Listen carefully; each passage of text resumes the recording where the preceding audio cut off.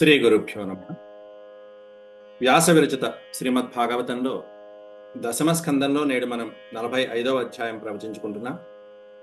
ఈ అధ్యాయంలో బలరామకృష్ణులు ఇద్దరు కూడా ఉపనయన సంస్కారాలు అయిన తర్వాత గురువైనటువంటి సాందీపని మహర్షి దగ్గరికి వెళ్ళి 64 రోజుల్లో 64 కళలు నేర్చుకుని గురుదక్షిణ కూడా సమర్పించడం అనేది ఈ అధ్యాయంలో వర్ణించడం జరిగింది.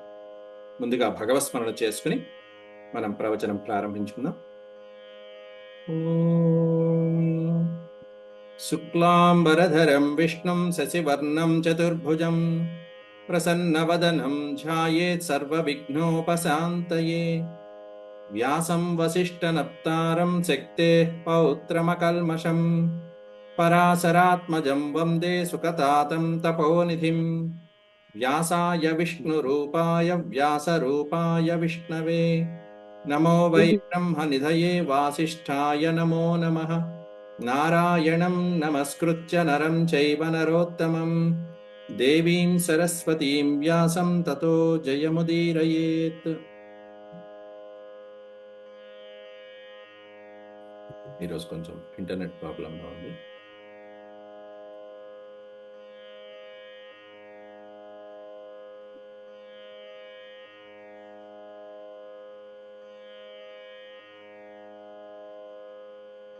నలభై 45వ అధ్యాయంలో మనం గత పాఠంలో 30 శ్లోకాల వరకు ప్రవచించుకున్నాం. వాటి తర్వాత ప్రభవౌ సర్వ విద్యానాం, సమస్తమైనటువంటి విద్యల్లో ప్రభావం చూపించేటువంటి వారు. ప్రభవ అనే పదానికి అర్థం పుట్టుక అని అర్థం. ప్రభవ భవము పుట్టుక. సమస్త విద్యలకి వారే ఆరంభం. సర్వజ్ఞులైనటువంటి వాళ్ళు, జగదీశ్వరులైనటువంటి వాళ్ళు చక్కగా గురుకులానికి వెళ్ళి విద్యను అభ్యసించాలని నిశ్చయించుకున్నారు. ఎక్కడికి వెళ్ళారు? అథో గురుకులే వాసమిచ్చంతా ఉపజగ్మతు కాశ్యం సాందీపనిం నామ యవంతిపురవాసినం. ఈ శ్లోకం నిన్న చెప్పుకున్నాం. నిన్న చెప్పుకున్నటువంటి దాంట్లో చిన్న కొంచెం సవరణ ఉన్నది. పుస్తకంలో కూడా మీరు మార్చుకుంటే బాగుంటుంది. అది కాశ్యం అనేటువంటి పదానికి కాశ్యప గోత్రీయుడు అని ఇవ్వటం జరిగింది పుస్తకంలో. మనకి గోరఖ్పూర్ వారి పుస్తకంలో కాశ్యప గోత్రీయుడు అని ఉంటే గనక ఇక్కడ కాశ్యపం అని ఉండాలి శ్లోకంలో. కాశ్యం అనే పదానికి అర్థం ఏంటంటే కాశీనందు ఉన్నటువంటి సాందీపని మహర్షి. ఎవరి కాశీలో నివసిస్తున్నటువంటి సాందీపని మహర్షి అంటే అవంతి పురవాసినం, ఉజ్జయిని పట్టణ నివాసి. ఉజ్జయిని పట్టణంలో ఉండేటువంటి ఆ సాందీపని మహర్షి కాశీలో వచ్చి స్థిరపడ్డారు. అది దాని అర్థం. అక్కడ కాశ్యమ అంటే కాశీనందు అని అర్థం. కాశీనందు ఉన్నటువంటి సాందీపని ఎవరైనా అంటే అవంతిపుర వాసినం, అవంతిపుర వాసి అయినటువంటి కాశ్యం. సాందీపని మహర్షి కాశ్యం. వాసమిచ్చంతౌ అనే పదం కూడా ఇచ్చారు అక్కడ. వాసమిచ్చంతౌ అంటే నివసిస్తున్నటువంటి. అవంతిపురవాసి అయినటువంటి ఉజ్జయిని పట్టణవాసి అయినటువంటి సాందీపని మహర్షి కాశీలో నివసిస్తూ ఉంటే ఆయన్ని ఉపజగ్మతు సమీపించారు బలరామకృష్ణుడు. కాబట్టి ఈ పుస్తకంలో కూడా కాశ్యప గోత్రీయుడు అనేటువంటిది భావంలో ఉంటే కనుక మనం మార్చుకుంటే బాగుంటుంది. అది ఎందుకంటే ఇక్కడ అట్లా ఉంటే కనుక కాశ్యపం అని ఉండాలి. నిన్న నేను అది చెప్పడం దాన్ని సందేహించాను. అది కాశ్యప గోత్రీయుడు అని చెప్పుకున్నాం. దాన్ని మనం సవరించుకుందాం. కాశీలో ఉన్నటువంటి పండితుడు. కాశీలో ఉన్నటువంటి పండితుడు. యథోపసాద్య, ఇక్కడ ఎక్కడ మధుర, ఎక్కడ కాశీ. కాబట్టి మధుర నుంచి బలరామకృష్ణులు ఇద్దరు కూడా చదువు కోసం అని చెప్పేసి కాశీలో ఉన్నటువంటి పండితుడైనటువంటి సాందీపని మహర్షి దగ్గరికి వెళ్ళారు. అక్కడ యథోపసాద్య తౌ దాంతౌ గురౌ వృత్తిమనిందితాం గ్రాహయంతా ఉపేతౌ స్మ భక్త్యా దేవమివాతృతౌ. ఇట్లా ఎక్కడైనా భాగవతంలో సందేహాలు వస్తే మనకి ఆంధ్ర మహాభాగవతమే మనకి ఆధారం. ఆంధ్ర మహాభాగవతంలో ఇచ్చినటువంటి ఆంధ్ర భాగవతంలో మహావైభవరాశి అయిన కాశించేరి అని స్పష్టంగా ఇచ్చారు. మహావైభవరాశి అయిన కాశీలోకి వెళ్ళి, కాశీ పట్టణానికి వెళ్ళి, తత్తీరంబున అవంతిపుర నివాసియు, ఆ తీరంలో ఉన్నటువంటి అవంతి నివాసి అయినటువంటి సకల విద్యా విలాసియునైన సాందీపనియను బుధవర్యుంగని అని ఇచ్చారు. చక్కగా కాశీ అని స్పష్టంగా ఇచ్చారు. కాశీకి చేరుకుని అక్కడ గురువు గారిని వెతుక్కున్నారు. అది అందువలన ఆ ఆధారంతో మనం ఇక్కడ కాశ్యం అనేటువంటి పదానికి కాశ్యప గోత్రీయుడు కంటే కాశీ అనేటువంటిది సముచితంగా ఉంటుంది. యథోపసాద్య తౌ దాంతౌ గురౌ వృత్తిమనిందితాం గ్రాహయంతా ఉపేతౌ స్మ భక్త్యా దేవమివాదృతౌ. ఆ గురువు గారిని సమీపించి ఇంద్రియ నిగ్రహంతో ఉంటూ ఆ గురువు గారిని చాలా గురుభక్తితో సేవించుకుంటూ ఆయన్ని దేవుడిలాగా భావించుకుంటూ చక్కగా ఆయనకి సేవిస్తూ ఉన్నారు. గురుభక్తితో సేవిస్తూ భక్తి శ్రద్ధలతో ఆ గురువు గారి యొక్క ఆదరాభిమానాలని పొందటం జరిగింది బలరామకృష్ణులిద్దరు కూడా. తయోర్ద్విజవరస్తుష్టః శుద్ధభావానువృత్తిభిః ప్రోవాచ వేదానఖిలాన్ సాంగోపనిషదో గురుః. తయోర్ద్విజవరః, ద్విజులు అంటే బ్రాహ్మణులు, ద్విజ అంటే రెండవ జన్మ ఎత్తినటువంటి వారు, అంటే ఉపనయన సంస్కారమైన తర్వాత వేద విద్యాభ్యాసానికి వచ్చినటువంటి వరహ శ్రేష్టమైనటువంటి ఈ బాలురిద్దరిని కూడా వారు చేస్తున్నటువంటి ఆ శుద్ధమైనటువంటి సేవాభావానికి గురు శుశ్రూషకి తుష్టః సంతోషించి శుద్ధ భావానువృత్తిభిః వారు చూపిస్తున్నటువంటి పరిశుద్ధమైనటువంటి చక్కటి సేవకి వారి యొక్క అనిరతమైనటువంటి చక్కటి సేవాభావాలకి సంతోషించినటువంటి బ్రాహ్మణుడు సాందీపని మహర్షి నిర్మలమైనటువంటి ఆ సేవాభావానికి సంతోషించి ప్రసన్నుడయ్యాడు. అందువల్ల ఆయన ఆ పిల్లలందరికీ కూడా వేదానఖిలాన్ ప్రోవాచ సాంగోపనిషదో గురువు గారు సకలమైనటువంటి చతుర్వేదాలని, అఖిలాన్ వేదాన్ అనే పదంలో చతుర్వేదాలు అని అర్థం, 4 వేదాలని ఎట్లా నేర్పించాట? స అంగః, స ప్లస్ అంగః, 4 వేదాలకి ఉండేటువంటి అంగాలు శిక్ష, వ్యాకరణము, కల్పము, ఛందము, నిరుక్తము, జ్యోతిషం అనేటువంటి 6 షట్ అంగాలతో పాటుగా ఈ 6 అంగాలతో పాటుగా ఉపనిషత్తులని మొత్తం అన్నిటినీ కూడా ప్రోవాచ నేర్పించడం జరిగింది గురువుగారైనటువంటి సాందీపని మహర్షి. ఆ తర్వాత సరహస్యం ధనుర్వేదం ధర్మాన్యాయపదాంస్తదా తథా చాన్వీక్షకీం విద్యాం రాజనీతిం చ షడ్విధాం తదా చాన్వీక్షికీం విద్యాం రాజనీతిం చ షడ్విధాం. సరహస్యం, స రహస్యం అంటే అనేకమైనటువంటి రహస్యాలతో కూడి ఉన్నటువంటి ధనుర్విద్య అనేటువంటి విద్య ఏదైతే ఉందో ఆ విద్యా రహస్యాన్ని అంతటిని కూడా నేర్పించడం జరిగింది గురువు గారు. ధనుర్వేదంలో అనేకమైనటువంటి ఈ అథర్వ వేదంలో ఉండేటువంటి ఒక భాగం ధనుర్వేదం. ధనుర్విద్య అనేటువంటిది వేదంతో సమానం అసలైంది. అటువంటి వేద విద్యను కూడా నేర్పించి అనేకమైనటువంటి ధర్మాలు, మనుస్మృతులు మొదలైనటువంటివన్నీ, న్యాయ శాస్త్ర మీమాంస శాస్త్రాలు మొదలైనటువంటివన్నీ కూడా, న్యాయ తర్క మీమాంస శాస్త్రాలన్నిటినీ కూడా సరహస్యాలతో పాటుగా నేర్పించాట. ప్రయోగ ఉపసంహార మంత్రాలతో ఉండేది ధనుర్వేదం. దాంట్లో అస్త్రాలు, అనేకమైనటువంటి దివ్యాస్త్రాలు, అటువంటివన్నీ కూడా నేర్పించాడు గురువు గారు. అంటే ఆయనకి ఎంత విద్య వచ్చో చూడండి గురువు గారికి. న్యాయపథాంస్తథా తథా చ ఆన్వీక్షికీం విద్యాం, ఆన్వీక్షికీ విద్య అంటారు. ఆన్వీక్షికీ విద్య అనేటువంటి అన్వీక్షకి తథా వార్త అంటారు. అంటే అన్వీక్షకి అంటే వ్యాపారము, వ్యవసాయము మొదలైనటువంటి వాటిల్లో ప్రధానమైనటువంటివి.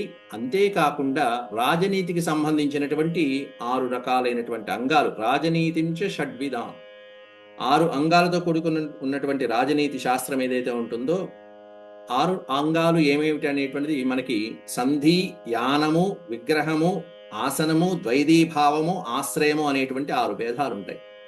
అంటే ఎప్పుడైనా యుద్ధం చేయవలసి వచ్చినప్పుడు అప్పుడు రాజు ఈ 6 అంగాల గురించి ఆలోచిస్తూ ఉంటాడు. బలవంతుడైనటువంటి వాడా, బలహీనుడైనటువంటి వాడా, పక్క దేశంతో ఎలా ఉండాలి, ఇరుపక్కన దేశాలతో ఎలా ఉండాలి, మిత్రభావంతో ఉండాలా, సంధితో ఉండాలా, విగ్రహంతో ఉండాలా అనేటువంటివన్నీ ఈ రాజుల యొక్క సిద్ధాంతాలు, ప్రధానమైనటువంటి రాజకీయ నాయకుల యొక్క అంశాలు ఇవన్నీ కూడా. ఈ 6 అంగాలతో కూడుకున్న రాజనీతి శాస్త్రం. సంధి అంటే కలుపుకోవటం, మిత్రదేశం అయితే కలుపుకుంటాం, విగ్రహం అయితే శత్రుదేశం అయితే వాటిలో విగ్రహంగా ఉంటాం. యానము అనే పదం ఉంది చూసారా, యానము అంటే ప్రయాణము అని అర్థం. వాహనాలు, రథాలు మొదలైనటువంటి వాటిని బలాన్ని సమకూర్చుకోవడం, శత్రుఘ్ని ట్యాంకులు మొదలైనటువంటి యుద్ధ ట్యాంకులు మొదలైనటువంటి సమీకరించుకుని సరైన సమయంలో యుద్ధానికి వెళ్ళటం అనేటువంటిది యానము అంటారు. సమయాన్ని చూసి వెళ్ళాలి ప్రయాణం. అలాగే ఆసనం. ఇప్పుడు లంకకి చేరుకున్నారు వానర సైన్యం అంతా కూడా. ఆ వెళ్ళటం విధానం అనేటువంటిది జాగ్రత్తగా వెళ్ళామా లేదా, ఇటు పక్కన విభీషణుడు జాగ్రత్తగా చూసుకుంటూ ఉన్నాడు, మళ్ళీ రాక్షసులతో ఎటువంటి వానరుడికి ఎటువంటి ఇబ్బంది లేకుండా. అక్కడికి వెళ్ళిన తర్వాత ఎక్కడ మనం ఇన్ని కోట్లాది మంది వానర వీరులు ఆ లంకకి చేరుకున్నాక ఎక్కడ ఉండాలి, ఎక్కడ వసించాలి, ఎక్కడ సురక్షితమైన ప్రదేశం అనేటువంటిదంతా ఆసనము అనేటువంటి రాజనీతి భాగం అని. ఊరికనే వెళ్ళిపోవడం కాదు, వెళ్ళిన తర్వాత అక్కడ ఎక్కడ ఉంటాం అనేటువంటిది కూడా ఆలోచించుకోవాలి. దాన్ని ఆసనం అంటాం, సురక్షితమైనటువంటి స్థానం. ద్వైదీభావం అంటారు. ద్వైదీభావం అంటే రెండు రకాలుగాను ఆలోచించుకోవడం. అంటే కొన్ని దేశాలు మనకి మిత్ర దేశాలు అవ్వచ్చు, శత్రు దేశాలు అవ్వచ్చు. వాళ్ళు హాయ్ అంటే మనం హాయ్ అంటాం, వాళ్ళు బాయ్ అంటే బై బై అంటాం, అంతే. ద్వైదీభావం రెండు రకాలుగానే ఉండాలి.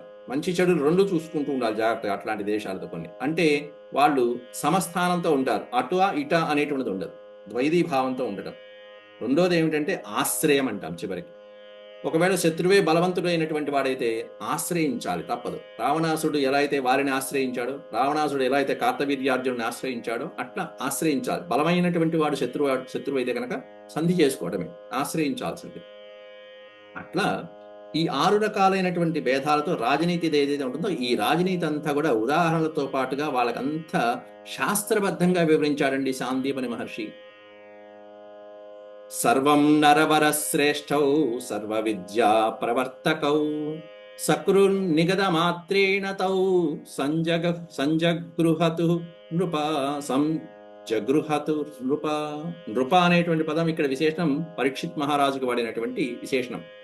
సుఖయోగేంద్రుడు వారు, ఓ మహారాజా, పరీక్షిత్ మహారాజా, సర్వం నరవర శ్రేష్టౌ, నరవరులు నరశ్రేష్ఠులైనటువంటి వాడు, దాంట్లో ఇంకా ఉత్తమమైనటువంటి వాళ్ళిద్దరు కూడా సర్వ విద్యా ప్రవర్తకం, సమస్తమైనటువంటి విద్యలని కూడా నేర్చుకుంటూ, సమస్తమైనటువంటి గురువు గారు ఏది చెప్తే అది దాన్ని వెంటనే అనుసరించేసి దాన్ని ప్రవర్తిస్తూ దాని అభ్యాసాన్ని వల్లి వేసుకుంటూ గురువు గారికి చెప్పేస్తూ, ఒక్కసారి చెప్పింది చాలు. సకృత్ అంటే వెంటనే. ఏకసంధాగ్రాహి లక్షణాలు ఏవైతే ఉంటాయో అవన్నీ కూడా గురువు గారికి చూపిస్తున్నారు. సకృత్ నిగద మాత్రేణ, గురువు గారు ఒక్కసారి చెప్తే చాలు వెంటనే దాన్ని ఆ విద్యలన్నీ కూడా సంపూర్ణంగా గురువు గారికి మళ్ళీ ఆ గ్రహించి ఆ పాఠవాన్ని ప్రదర్శిస్తున్నారు. అట్లా సంజగ్రహతు అంటే గ్రహించుట అని అర్థం. చక్కగా గ్రహించారు గురువు గారు చెప్పినటువంటి విషయాలన్నీ కూడా.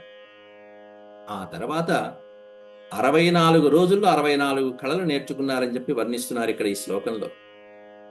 అహోరాత్రైశ్చతుషష్ట్యా సంయత్తౌ తావతీ కళాః గురుదక్షిణయాచార్యం ఛందయామాసతుర్నృప. అయిపోయింది. మొదటి పాదంలోనే 64 కళలు నేర్చుకున్నారు. రెండో పాదంలో గురువుగారు గురుదక్షిణ ఏమిమ్మన్నారన్నారు. గురువుగారు ఏదైనా గురుదక్షిణ ఇస్తాం తీసుకోండి, అయిపోయింది, విద్య అయిపోయింది. మొదటి పాదంలోనే విద్యలన్నీ అయిపోయినాయి. అహోరాత్రైహి, మొత్తం అహర్నిశలు అని అర్థం. అక్కడ పగలు రాత్రులు తేడా లేకుండా అహర్నిశలో పిల్లల యొక్క ఆసక్తి చూసి గురువుగారు కూడా కూర్చున్నారు అట్లాగే. చతుషష్ట్యాః 64 చతుషష్టి కళలు. సంయత్తౌ తావతీ కళాః, ఈ 64 అహోరాత్రుల్లో 64 తావతీ కళ అంటే అన్ని కళలు అని అర్థం. అక్కడ సంఖ్య ఏదైతే చెప్పారో తావతీ కళాః సంయత్తౌ, 64 అహోరాత్రములలో 64 కళలని అభ్యసించారు కుర్రాడిద్దరు కూడా. ఎంత అద్భుతమో చెప్పండి. ఇక్కడ ఎంత గొప్పదనం, ఎవరిది గొప్పదనం? పిల్లలదే గొప్పదనం, గురువు గారిదే గొప్పదనం? పిల్లలది గొప్పదనం ఏం లేదు. వాళ్ళేమండి జగన్నాటక సూత్రధారులు, వాళ్ళు దివ్య పురుషులు. వాళ్ళు 64 రోజుల్లో 64 కళలు నేర్చుకున్నారంటే గొప్పే ఉందండి. 64 రోజుల్లో అన్ని విద్యలు తెలిసినటువంటి గురువు గారు అన్ని రోజుల్లో అంత సావధానంగా పిల్లలకి నేర్పించాడంటే ఆ గురువు గారు గొప్పదనం చూడండి. ఆనాటి కాలంలో సాందీపని మహర్షి, అట్లాంటి సాందీపని మహర్షి ఆయన్ని వచ్చి గురుదక్షిణ అడుగుతున్నారు. గురువుగారు విద్యాభ్యాసం అయిపోయింది, 64 కళలు అయిపోయినాయి, ఇంకా నేర్పించాల్సిన కళ ఏమీ లేదు, అన్ని విద్యలు అయిపోయినాయి. పైన మిగతావన్నీ పైన కూడా కొన్ని ఆన్వీక్షకి, రాజనీతి, దండనీతి, ధనుర్వేదాలు ఇవన్నీ చెప్పేశారు. ఇంకా ఏం నేర్చుకుంటాం? ఇంకేం లేవు నేర్చుకునేది, అయిపోయింది. కాబట్టి గురుదక్షిణ ఏమి ఇమ్మంటారు? ఆ 64 కళల్ని ఒక్కసారి మనం సమయం వచ్చింది కాబట్టి ప్రస్తావిద్దాం.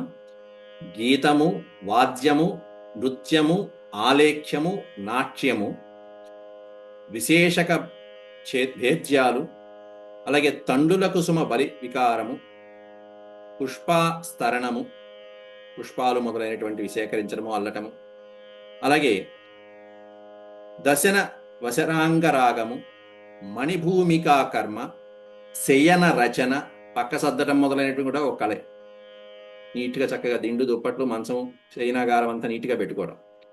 శయన రచన, ఉదక వాద్యము, ఉదక ఖాతము, చిత్రయోగము, మాల్యగ్రంథ వికల్పనం, చక్కగా మాలలు అల్లటం. మాలాకారుడు ఎలా అయితే కృష్ణ పరమాత్మునికి మాలలు సమర్పించాడో అది ఒక కళ. మాల్యగ్రంథ వికల్పనము, శేఖరాపీడనము, నేపథ్య యోగము, కర్ణపత్ర భంగము, సుగంధయుక్తి, భూషణయోజనము, ఇంద్రజాలం, కౌసుమార యోగము, హస్తలాఘవము, చౌర్యకార్యం, హస్తలాఘవం, చిత్రశాఖ భోగభక్ష్య విధి విక్రియ, అలాగే పానకరస రాగాయోజనం, సూచీవాయ కర్మ, సూత్రక్రీడ, వీణాది ఢమరుక వాద్యాని, ప్రహేళిక, ప్రతిమాల, దుర్వాచక యోగ, పుస్తక యోచనము, నాటకాధ్యాయికా దర్శనము, కావ్య సమస్యాపూరణం. మనకి అష్టావధానాల్లో ఈ సమస్యాపూరణం మొదలైనవి వస్తాయి. కావ్య సమస్యాపూరణం, పట్టికావేత్ర బాణ వికల్పము, కర్కకర్మాణి, తక్షణము, వాస్తు విద్య, రూప్య రత్న పరీక్ష, ధాతువాదము, మణిరాగ విజ్ఞానము, ఆకార జ్ఞానము, వృక్షాయుర్వేదము, అలాగే మేషకుక్కుట లాఘవ విధి, సుఖసారికా ప్రలాపము, అలాగే ఉత్సాదనము, క్లేశమార్జన కేశరము, అక్షరముష్టికా కథనము, మ్లేచ్ఛ భాషా శాస్త్రగతి, దేశభాషా జ్ఞానము, పుష్పశకటికా నిర్మిత్తి జ్ఞానము, యంత్రమాతృకా ధారణ, సంవాచ్యము, మానసీ కావ్యక్రియ, అభిధాన కోశము, ఛందో జ్ఞానము, క్రియా వికల్పము, చలితక యోగము, వస్త్ర విశేషణములు, అలాగే జ్యూత విశేషము, ఆకర్ష క్రీడ, బాల్య క్రీడ, వైనాయకి, వైజకి, వైతాళికి, ఈ 64 చతుషష్ఠి కళలు అనబడతాయి. ఈ చతుషష్ఠి కళలకి కూడా ఇవి సంస్కృతంలో ఉండేటువంటి దానికి ఒక్కొక్క దానికి ఒక్కొక్క విశేషమైనటువంటి పదాలు కనిపిస్తాయి. ఈ చతుషష్ఠి కళలు కూడా సాందీపని మహర్షి అలా నేర్పించారు ఒక్క 64 రోజుల్లో. మా తాతయ్య గారు ఈ సాందీపని గురువుగారిని గురుదక్షిణ అడుగుతున్నారు. గురువుగారు ఏం గురుదక్షిణ ఇమ్మంటామంటే, గురువుగారు అటు ఇటు చూసి ఇంట్లో ఇల్లాలతో సంప్రదించి వాళ్ళకి తీరని లోటైనటువంటి, వాళ్ళకి చనిపోయినటువంటి పిల్లవాడిని గురుదక్షిణ అడిగారు సాందీపని మహర్షి. పిల్లవాడు ఎప్పుడో ప్రభాస తీర్థానికి వెళ్ళి సముద్ర తీరానికి వెళ్ళి సముద్ర స్నానం చేస్తూ ఉంటే ఆ పిల్లవాడు మరణించాడు. 7-8 ఏళ్ల పిల్లవాడు. అలా ఈతకు వద్దురా అంటే ఈతకు వెళ్ళాడు, లోపలికి వెళ్ళిపోయాడు. సముద్రం పదార్థాలు వచ్చి కొట్టేసింది, లాగి పారేసింది. పిల్లవాడు చనిపోయాడు. ఆ పిల్లవాడిని తెమ్మని చెప్పి అడుగుతున్నారు. ఎందుకంటే వీళ్ళు దివ్య పురుషులని గ్రహించేశాడు గురువు గారు. 64 రోజులు 64 కళలు గ్రహించినటువంటి వాళ్ళు దివ్య పురుషులు కాక ఇంకేముంటుంది. అది గ్రహించినటువంటి గురువు గారు, మీకు ఇన్ని విద్యలు వచ్చు కాబట్టి మీ యొక్క యుక్తి శక్తులతో నా కుమారుడు ఈ విధంగా మరణించాడు, గురుదక్షిణగా కుమారుని సమర్పించండి అని అడిగితే వీళ్ళు వెళ్ళి తీసుకొస్తారండి. ఈ ఒక్క ఈ 4-5 శ్లోకాలలో ఉన్నటువంటి కథాంశాన్ని మా తాతగారు ముండపూడి నారాయణ శాస్త్రి గారు పుత్ర సంజీవనం అనేటువంటి ఒక కావ్యాన్ని, పుత్ర సంజీవనం, ఇటు అటు బలరామకృష్ణులు ఇద్దరు కూడా ఆ సాందీపని యొక్క కుమారుని తీసుకొచ్చి గురువుగారికి అందించడం అనేటువంటిది, పుత్ర సంజీవనం అనేటువంటి కావ్యాన్ని సమర్పించడం జరిగింది. దాదాపుగా ఒక 35 సంవత్సరాల పూర్వం ఈ పుస్తకాన్ని ముద్రించి, దీంట్లో 4వ అధ్యాయంలో ఈ 64 కళలకి సంబంధించినటువంటివన్నీ ఒక అధ్యాయంలో 64 కళలు, వాటి మీద ఒక్కొక్క శ్లోకము, వాటి వివరణ, ఎలా వాటిని అభ్యసించాలనేటువంటిది వివరంగా ఇచ్చారు. ఈ పుస్తకంలో కూడా కాశీపురవాసి అనే సాందీపని మహర్షిని ఉదహరించడం జరిగింది. ఈ పుస్తకాన్ని మా తాతయ్య గారు ఎందుకు రాశారంటే, మాకు నాన్నగారి తర్వాత తాతయ్య గారికి ఒక కుమారుడు పుట్టి మరణించాడు 5 సంవత్సరాల ప్రాయంలో. చాలా అద్భుతమైనటువంటి సంస్కృతాన్ని ఆనాటికి అనర్గళంగా నేర్చుకున్నారు అని విన్నా నేను 5 సంవత్సరాల ప్రాయానికి.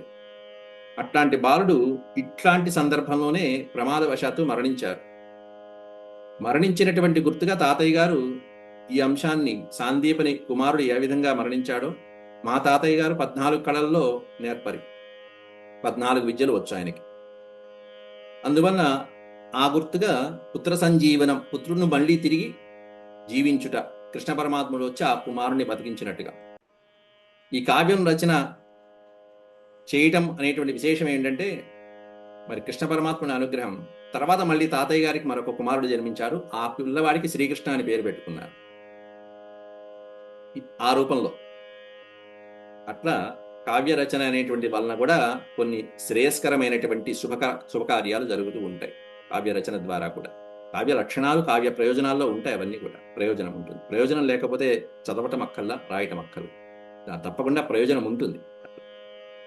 అట్లా గురువు గారిని గురుదక్షిణయాచార్యం, ఆచార్యుల వారిని గురువుగారు మీకు గురుదక్షిణ ఏమేమంటారు? చందయా మాసతుర్నృప, బలవంతం చేశారు. అప్పుడే మాకేం అక్కర్లేదయ్యా, మీరు నా పుత్రుడు లాంటి వాళ్ళు.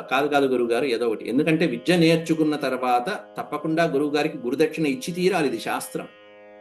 ఆ శాస్త్ర నియమం ప్రకారం మీ దగ్గర ఇన్ని విద్యలు నేర్చుకున్నా ఏమిమ్మంటారు అని చెప్పు అనగానే గురువుగారు ఆలోచించుకొని, ద్విజస్తయోస్తం మహిమానమద్భుతం సంలక్ష్య రాజన్నతి మానుషీం మతిం సమ్మంత్ర్య పత్న్యా సమహార్ణవే మృతం బాలం ప్రభాసే వరయాం బభూవః ద్విజః తయోస్తం మహిమానమద్భుతం.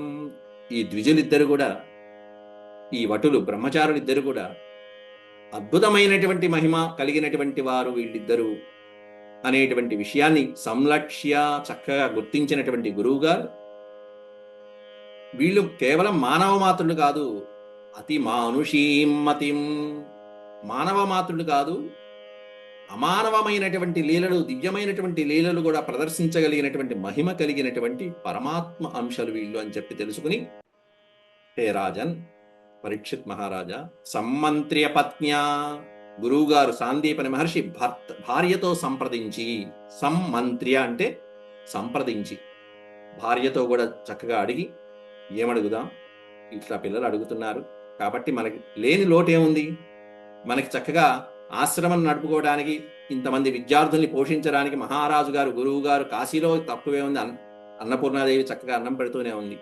మహారాజు గారు ఆశ్రమ పరిసరాలకి వాటికి చక్కగా ధనధాన్యాదులు ఇస్తూనే ఉన్నారు కాబట్టి వాటికి లోటేం లేదు. మనకి వచ్చిన చింతంతా ఏమిటంటే పుత్రుని యొక్క బాధ, ఆ పుత్రుని కోల్పోయినటువంటి బాధ తీరని లోటు, ఆ వ్యధలో ఉన్నాం కాబట్టి ఆ పిల్లవాడిని తెచ్చిమ్మని అడుగుదామా అని చెప్పి భార్యతో సంప్రదించి, స మహార్ణవే మృతం, మహా ప్లస్ అర్ణవే, అర్ణవం అంటే సముద్రం, మహాసముద్రంలో మృతి చెందినటువంటి బాలం, తన బాలుణ్ణి అడిగారు.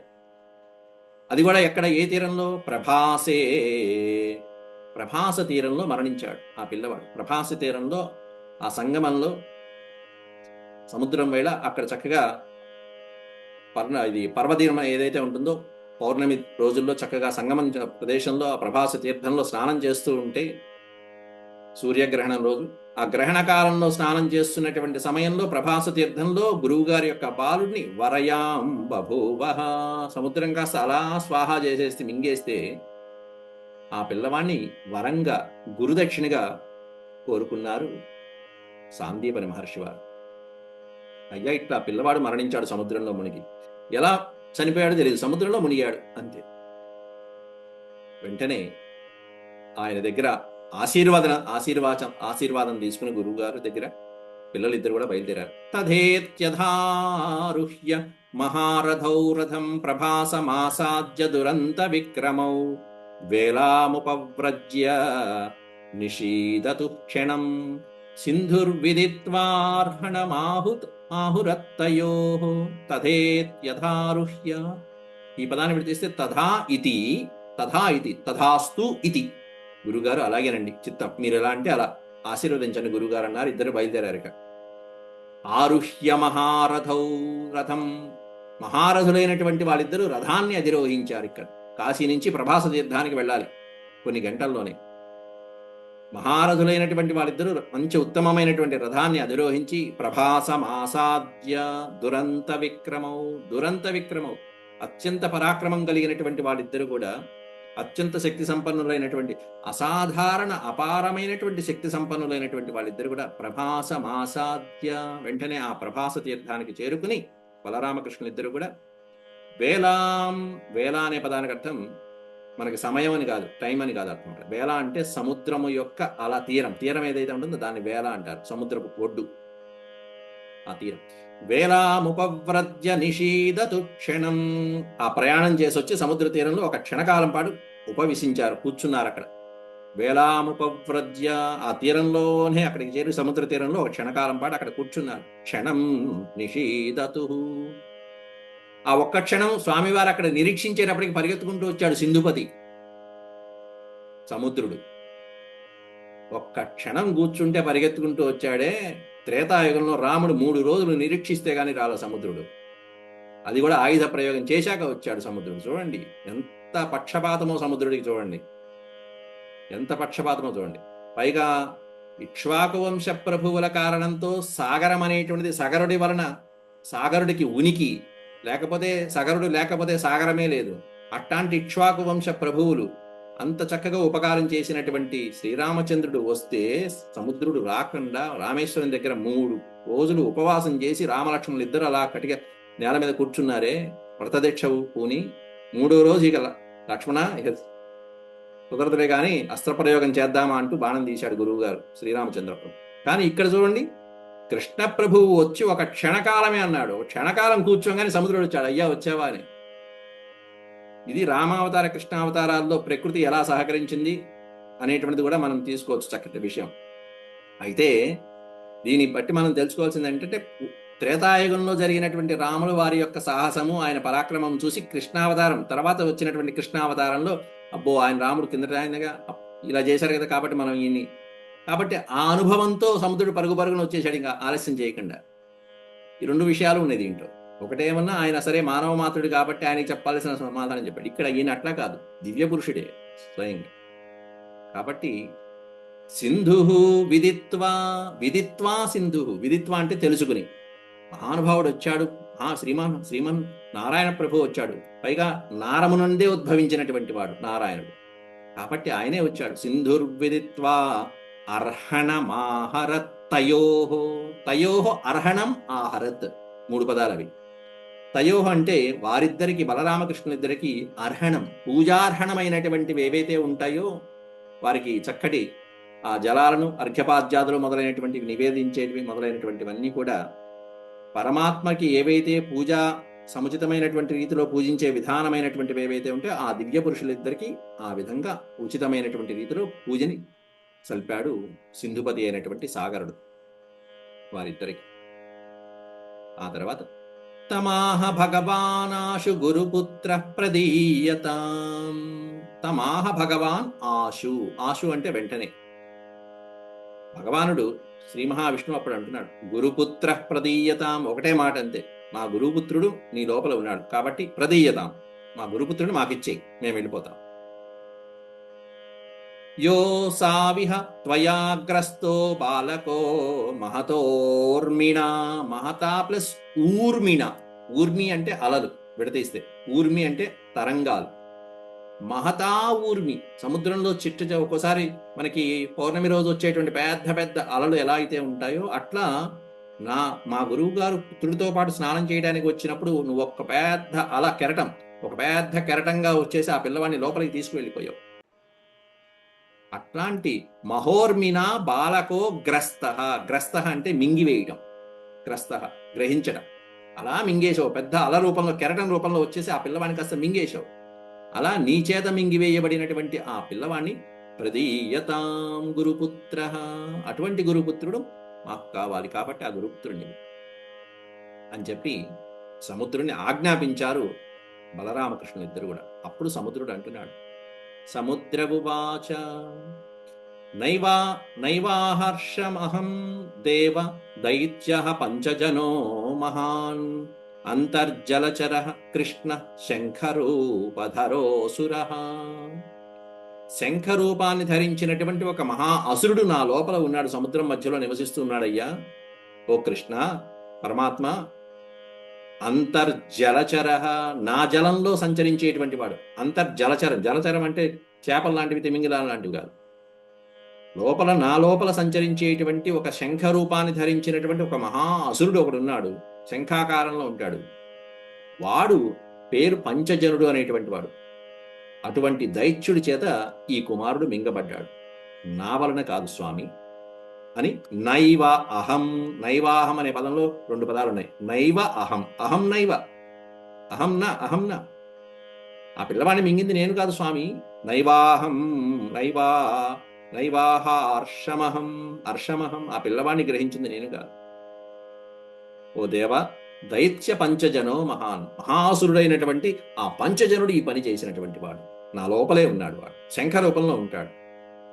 ఆస్తే తేనాహృతో నూనం తచ్చుత్వా సత్వరం ప్రభు జలమావిశ్యతం హత్వా నాపశ్యదుదరే అర్భకం. ఆస్తే తేనాహృతో నూనం, నూనం అంటే ఖచ్చితంగా ఆ అసురుడే అపహరించి ఉండాలి అని సముద్రుడు ఒక సూచన ఇచ్చేశాడు.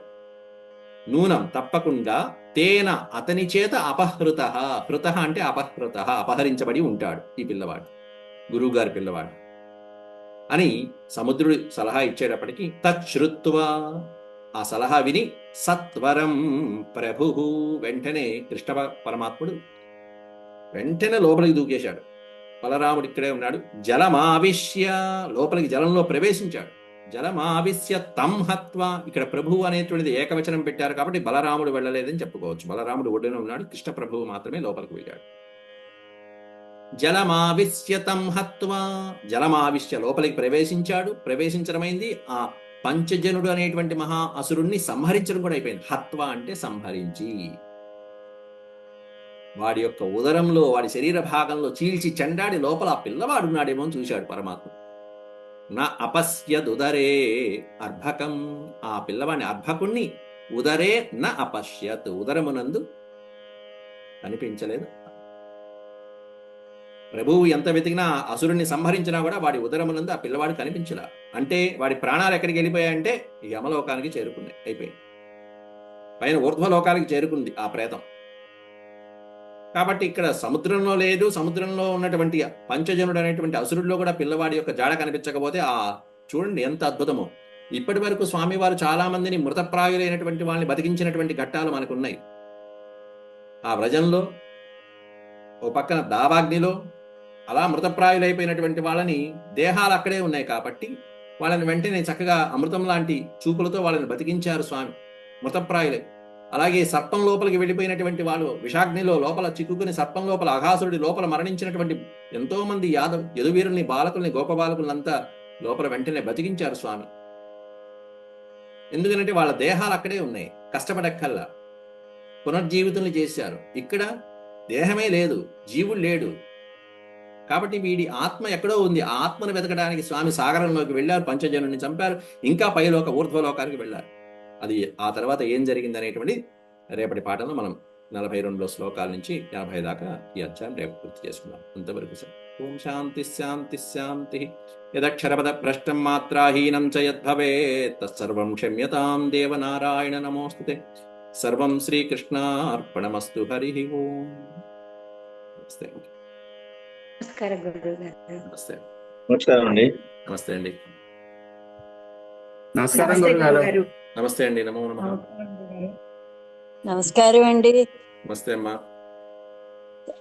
చాలా చాలా చాలా బాగుంది. ధన్యవాదాలు. స్టాండ్ ఉంది